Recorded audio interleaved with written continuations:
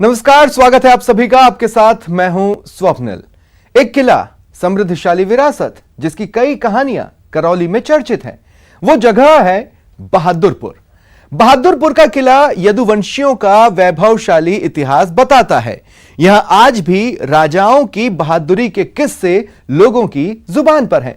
यहां कई किस्से मशहूर हैं, जिससे पता चलता है कि बहादुरपुर कितना समृद्ध था। देखते हैं बेजोड़ बहादुरपुर।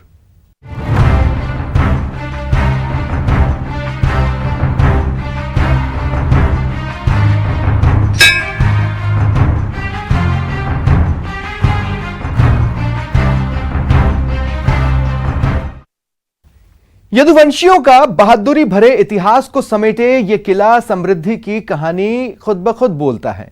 किले की शिल्पकला बताती है कि कितना समृद्धशाली रहा था वो साम्राज्य। देखते हैं बहादुरपुर का खुशहाल इतिहास। इतिहास बोलते पत्थर, समृद्धि बयां करते खंडहर। यदुवंशियों का बहादुरी भरा इतिहास। करौली की राजधानी रहा बहादुरपुर बेजोड़ स्थापत्य कला और सुनहरे अतीत का गवाह रहा है। बहादुरपुर कई किस्से कहानियों की वजह से आज भी चर्चा में है।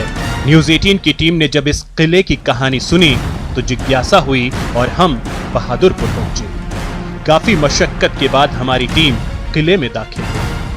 किले के खंडहर बयां कर रहे थे कि बहुत कुछ छिपा है जिसे लोग नहीं जानते। अगर जानते भी हैं तो महज चंद लोग।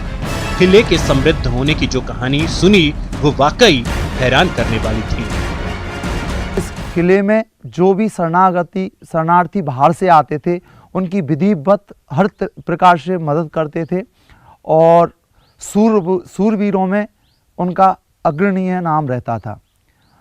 ये किले की स्थापना हुई थी तो यहाँ पर इतना सुंदर वातावरण था। हमारे पूर्वज बताया करते हैं कि बहादुरपुर को बैकुंठपुर कहा जाता था। लोक मान्यता के अनुसार राजा भर्तृहरि की तपोस्थली बहादुरपुर बहुत ही ऐतिहासिक स्थान है। यदुवंशी राजाओं की 100 वर्ष तक राजधानी रहा बहादुरपुर इतिहास के पन्नों में दर्ज है। यहाँ 5 राजा हुए जो अपने प्रभाव, अपने वर्चस्व और अपने प्रताप के बलबूते पर पूरे राजपूताना में छाए रहे। बहादुरपुर में 100 साल तक 5 प्रतापी राजाओं का शासन रहा। किले की खुशहाली का अंदाजा इस बात से लगाया जा सकता है कि इस किले को बैकुंठपुर के नाम से भी जाना जाता था, जो बाद में बहादुरपुर हो गया। किसने बनाया यह किला? क्या थी बैकुंठपुर की हकीकत? कैसे हुआ बहादुरपुर? सब कुछ जानेंगे। बस आप बने रहिए हमारे साथ। बहादुरपुर के 2 राजाओं की बहुत चर्चा होती है। यहां के लोग गोपाल दास और मगध राय की बहुत बातें करते हैं। ऐसा होता क्यों है? तो देखिए ये रिपोर्ट।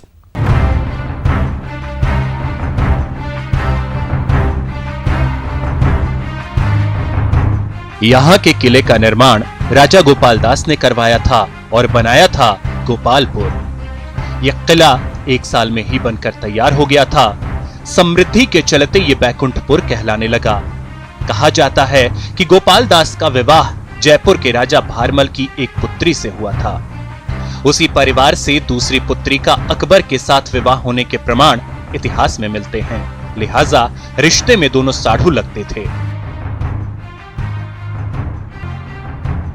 2000 मनसब, नगाड़ा निशान और देव बहादुर की उपाधि गोपालपुर के हक में आ चुकी थी। गोपालपुर बैकुंठपुर बना, इसके बाद बहादुरपुर हो गया। दक्षिण विजय के बाद दिल्ली सल्तनत बहादुरपुर से खुश थी। कुछ समय के लिए इस गांव का नाम गोपालपुर रखा। उसके बाद जैसे जैसे यहाँ की ख्याति बढ़ी, लोग बाग इसकी सराहना करने लगे, तो इस गांव का नाम बैकुंठपुर हो गया। और जब यहाँ विजय करके गोपाल दास साउथ की यहाँ आए तो अकबर ने उनको 2000 मनसब और नगाड़ा निशान तथा देव बहादुर का सम्मान दिया। देव बहादुर का सम्मान देने के कारण ही इस गांव का नाम बहादुरपुर पड़ा। आज तक बहादुरपुर के नाम से जाना जाता है। यहाँ 5 राजाओं ने राज किया, लेकिन ठाकुर बाबा मतलब मगध राय की ख्याति दूर दूर तक थी। मगध राय के विरोधियों को उनकी ख्याति खटकने लगी। विरोधियों ने मगध राय के खिलाफ षड्यंत्र किया। षड्यंत्र के चलते मगध राय की गर्दन काट दी गई। लेकिन कहानियों में बताया गया है कि उनके धड़ ने भी किले के बाहर दुश्मनों का पीछा किया और दुश्मनों की गर्दनें काट दी। मगधदास की शूरवीरता को आप समझ पाएंगे। मगधदास एक सामान्य योद्धा नहीं थे। वो दोनों हाथों से युद्ध लड़ते थे, दो दो तलवारों को एक साथ चलाते थे। जैसे ही उनका सिर कटा तो उनको अपनी शूरवीरता का उद्वेग हुआ और दोनों हाथों से युद्ध करते हुए जितने भी आमने सामने जो लोग आए उनको काटते हुए और आगे दौड़ते हुए चले गए। जो भी रास्ते में आया वो धड़ इतना सक्रिय रहा कि दोनों हाथों से उन्होंने पता नहीं कितने लोगों को काट दिया। और आखिर दौड़ करके जब वो जा रहे थे तो आगे नदी आई और नदी आने के कारण उनका धड़ गिर गया और उनका अंत हो गया। ठाकुर बाबा यही था। ठाकुर बाबा इतने शक्तिशाली थे कि आसपास के क्षेत्रों में भी ठाकुर बाबा का बाहुबल उनके नाम से ही जाना जाता था। सब कुछ इतना बढ़िया चल रहा था और फिर जो दुष्ट लोग थे जो ठाकुर बाबा से ईर्ष्या रखते थे, ठाकुर बाबा के वैभव को देख करके चिढ़ते थे, जलते थे, तो उन लोगों ने असामाजिक तत्वों का सहारा लेकर के और ठाकुर बाबा को धोखे से प्रहार करके और उनको ये जो स्थान है जहाँ पर हम लोग खड़े हैं इसी जगह पर ठाकुर बाबा की गर्दन को काट दिया गया था। गर्दन को काटने के बाद में भी और फिर ठाकुर बाबा अपनी तलवार लेकर के और दुष्टों का संहार करते करते यहाँ से नीचे तक गए। नीचे गए थे, फिर गांव की कुछ औरत महिलाएं नदी में पानी भरने के लिए स्नान करने के लिए जा रही थी, तो किसी स्त्री ने कह दिया कि देखो नंगे सिर का है, सिर नहीं है, फिर भी कैसे युद्ध कर रहा है, कैसे तलवार चला रहा है। हाँ, सिर्फ धड़ी धड़ था साहब। फिर ठाकुर बाबा ने नीचे जाकर के अपने प्राणों का परित्याग कर दिया। जहां मगध राय का सिर कटा उस जगह पर आज भी मंदिर बना है। यहाँ कई राज्यों के लोग माथा टेकने आते हैं। उनके अंत की जो कहानी है वो यहीं समाप्त नहीं होती। मरने के बाद वो शूरवीर इतना जागृत हुआ कि उसको आज जन जन यहाँ पूछता है। और पूछता भी क्यों है कि यहाँ उनकी हर एक मनोकामना पूरी होती है। यहाँ अपनी मनोकामना पूरी करने के लिए भारी संख्या में लोग आते हैं। विशेष तौर से सोमवार के दिन यहाँ लोगों की भीड़ लगती है। यह किला मगध राय की शूरवीरता का गवाह है और लोगों की आस्था का केंद्र भी। एक बारात का किस्सा भी ऐसा हुआ कि आज तक जमीन अवशेष उगलती है। ये सब आगे जानेंगे, बस आप बने रहिए हमारे साथ। किले की समृद्धि के चर्चे उस वक्त दूर दूर तक थे। एक किस्सा था इस गांव में आई एक बारात का। वो किस्सा आज भी लोग याद करते हैं।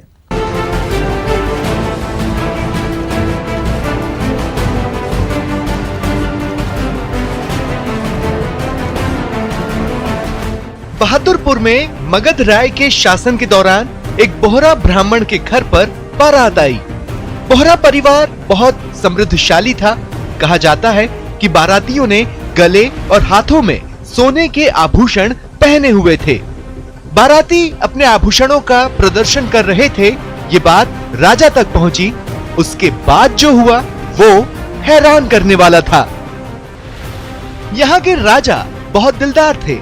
वो अपने राज्य के सम्मान को लेकर कुछ भी नहीं सुन सकते थे। जब उन्होंने बारातियों के आभूषणों से लदे होने के बारे में सुना तो उन्होंने बहादुरपुर के हर जानवर को सोने चांदी के आभूषण पहनाने के आदेश दिए। इसके बाद यहाँ का हर जानवर आभूषण पहने हुए नजर आया। ये नजारा जब बारातियों ने देखा तो उन्होंने शर्म के मारे अपने आभूषण उतार कर रख दिए। कि जब बाराती लोग भोजन कर रहे थे तो कुछ लोग सोने की चेन पहन के आए थे, कुछ रिंग पहन के आए थे। तो किसी ने जाकर के और कहा, बोले साहब बाराती लोग बड़ा बड़ा सोना चांदी पहन के आए हैं। तो दरबार ने आदेश किया कि हमारे उसमें जितने भी गाय बच्चे हैं ना, उनके लिए सबके लिए सोने के हार और चैन गुलबंद सबके लिए पहना दो। और खुद पंगत में जाकर के जहाँ पर बाराती लोग भोजन कर रहे थे खड़े हो गए, तो उधर से उनको सब पहना करके और उनको निकाल दिया। उसमें बीच में होकर के जब जैसे ही वो बच्चा गाय के बच्चे निकले, तो उनके हाथ में जब बारातियों ने देखे कि इनके बच्चे गाय के बच्चों के इतने बड़े सोने के हार हैं, तो उन्होंने सब शर्म के मारे अपने अपने सब उतार करके गहने रख लिए। तो सारे जो बाराती थे वो आभूषणों से युक्त थे। यहाँ जब वो आए तो राजा को मैसेज दिया कि बारात ऐसी आई है, सभी बारातियों पर अच्छे अच्छे आभूषण दिखाई दे रहे हैं। तो राजा ने सोचा कि ये बारात तो इस तरीके की आई है, तो मैं भी अपनी नाम को आगे बढ़ाऊं। और उन्होंने वो जो गांव के जो बछड़े थे और पशु गाय वगैरह थी, उनको भी आभूषण पहना दिए। और आभूषण पहना करके जैसे बाराती भ्रमण करते हैं ऐसे वो भ्रमण करने लगे।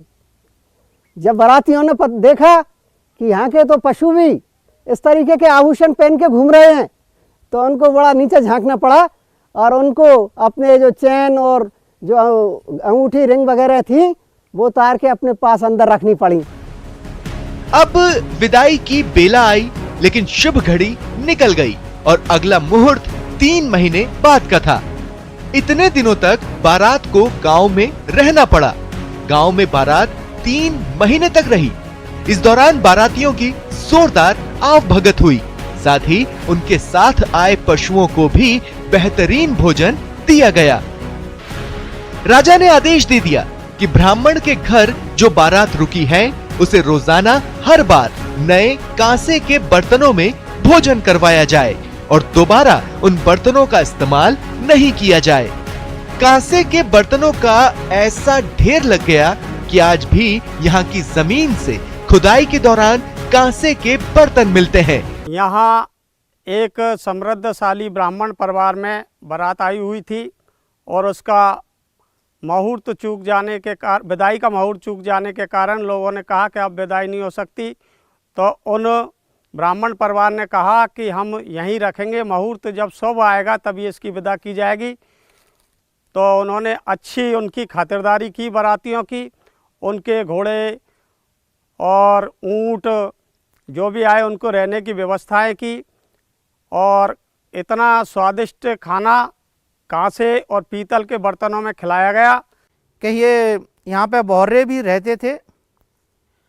ब्राह्मणों का गांव था और यहाँ बारात आई, शादी संपन्न हुई। शादी संपन्न होने के बाद में देवता सोने से कुछ लोगों ने मजाक कर दिया कि अब विदा कैसे हो सकती है, देवता सो गए जब।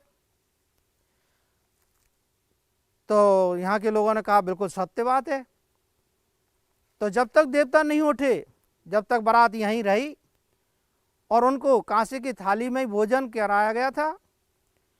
और वो कांसे की थाली अब भी यहाँ अवशेष के रूप में घूरों में दबी हुई मिल जाएंगी, खेतों में पड़ी हुई मिल जाएंगी। गांव में बारात 3 महीने तक रही। इस दौरान बारातियों को जो कमाई का नुकसान हुआ उसकी विदाई के दौरान भरपाई की गई। कांसे की थालियों और अन्य बर्तनों का दोबारा इस्तेमाल नहीं हुआ। ऐसा वाकया इतिहास में बहुत कम देखने को मिलता है, लेकिन इस गांव में ये जो कुछ हुआ वो आज भी याद किया जाता है। यहां की जमीन से आज कांसे के बर्तन निकलना हैरान करने वाला है। इस किस्से की तह तक जाने के लिए तलहटी की तरफ गए, जहां समृद्धि का किस्सा सामने आया। में जब हमारे किसान लोग ज्यादा नीचे हल चला जाता है ना साहब, तो कभी ग्लास निकलता है, कभी कटोरी निकलती है, कभी लोटा निकलता है, ऐसी ऐसी चीज आज भी निकलती है। ये उन्हीं थालियों में से एक थाली है सर। हमारे वो ये बाबा बैठे हैं, इन्होंने बड़े संभाल करके इसको रख रखा है। आपने रखी थाली है? हाँ। और भी निकली थाली ऐसी? थाली एक ही रही है। ये तो बहुत पुराना टाइम हो गया, निकल गई बहुत। लोग ले गए, लोग वहाँ हल चलाने में निकलती थी। इस किले में अब लोग धन की लालच में किले में आते हैं, जिससे किले की बर्बादी हो रही।